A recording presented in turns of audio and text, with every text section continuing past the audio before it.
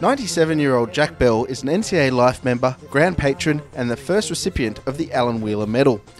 He has seen almost a century's worth of greyhound racing, and today in the first part of a Betfair Greyhound of the Year series, he reflects on greyhound racing's early years when he goes in the spotlight.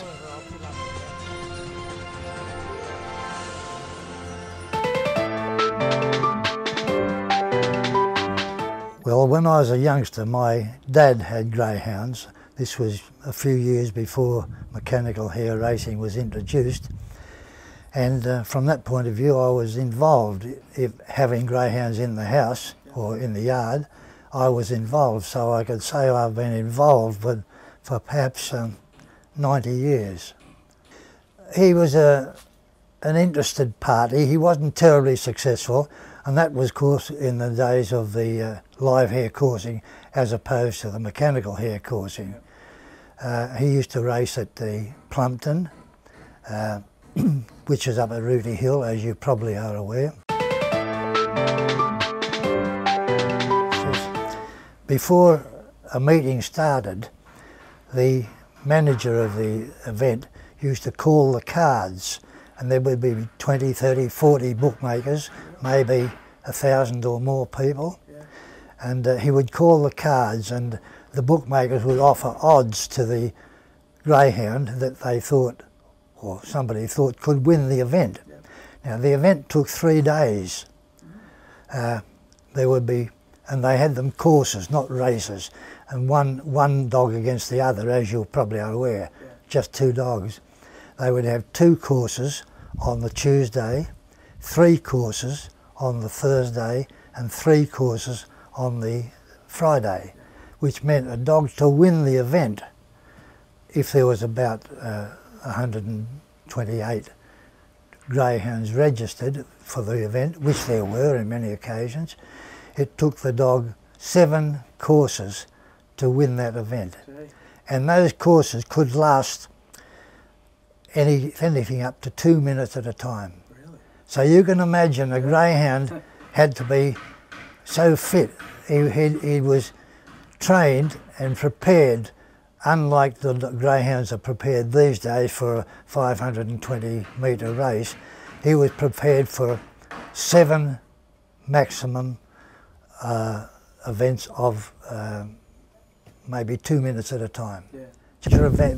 All events were run on a course which was probably about 600 or 700 metres in length and about 400 or 500 metres wide. And that was an enclosure. It used to be live hare, of course, and the hares were trained, if you could train a hare, but trained to escape up at the end of the run. But the slipper, who slipped the dogs at the beginning, and the hare was let loose, and a hare boy would bang a drum and chase it up the road. The slipper would try to judge his dogs being let loose to meet the hare about 20 or 30, 40, 50 metres before it reached the race. And then the hare would start to course, and the greyhounds would run backwards and forwards until the hare escaped. Yeah.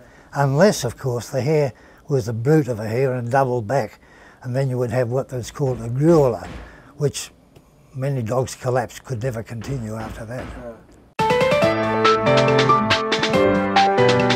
I couldn't wait to get in, but you had to be 18 years of age to be registered as an owner, trainer or a participant in any regard. So as soon as I was 18, I was registered and then started to have my own greyhounds. Didn't own too many, although eventually I bought some, but I had leased them from various people. Firstly, in the live hare coursing, if you call them any good. I won the Derby. Did you really? Yes. That was out at Plumpton still? At Plumpton. Yep.